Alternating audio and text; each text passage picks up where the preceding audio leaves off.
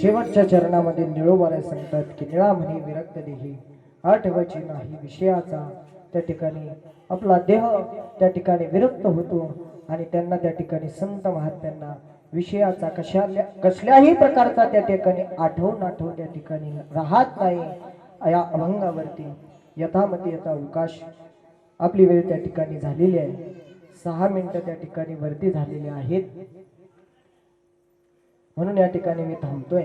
या अभंगावरती मी गुरुवर्यांच्या आशीर्वादाने आईवडिलांच्या कृपेने या ठिकाणी बोलण्याचा प्रयत्न केला। अगदी अभंगाचा भावार्थ अगदी असाच असेल असा माझा काही दावा नाही। जसं माझ्या बुद्धीला त्या ठिकाणी झेपलं बोललं त्या ठिकाणी मी बोलण्याचा प्रयत्न केला।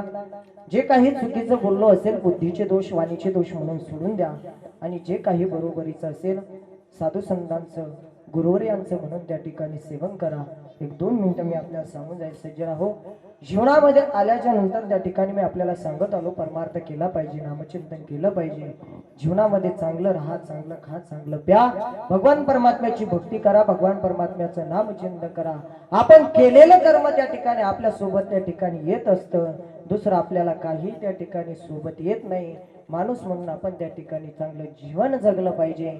एवढा सुंदर नरदेव भगवान परमात्म्याने आपल्याला दिलाय, त्या भगवान परमात्म्याचं नामचिंतन करण्याकरता म्हणून आपण त्या ठिकाणी चांगलं राहिलं पाहिजे। एकाच मिनिटामध्ये या ठिकाणी थांबतोय। बघा, सुईला त्या ठिकाणी नाक आहे पण त्या ठिकाणी वास घेता येत नाही। सुईला नाक आहे पण त्या ठिकाणी सुईला वास घेता येत नाही। कंगव्याला त्या ठिकाणी दात आहेत पण त्या ठिकाणी कंगव्याला खाता येत नाही। सुईला नाक आहे पण वास घेता येत नाही, कंगव्याला दात आहे पण खाता येत नाही। मोराला त्या ठिकाणी डोळा आहे, मोराच्या पिसाला डोळा आहे पण त्या ठिकाणी पाहता येत नाही। अरे माणसाच्या जीवनामध्ये त्या ठिकाणी सगळं काही आहे पण चांगला माणूस म्हणून त्या ठिकाणी वागता येत नाही। एवढा आपण त्या ठिकाणी जीवनामध्ये चांगलं वागलं पाहिजे एवढं त्या ठिकाणी बोलतो आणि शिवेला पूर्ण विराम देतो। पुनश्च एकदा सर्व सप्ताह कमिटी मंडळ, सर्व लोकशाही कॉलनीतील सर्व मंडळी सर्वांच्या चरणावरती मी त्या ठिकाणी नतमस्तक होतो।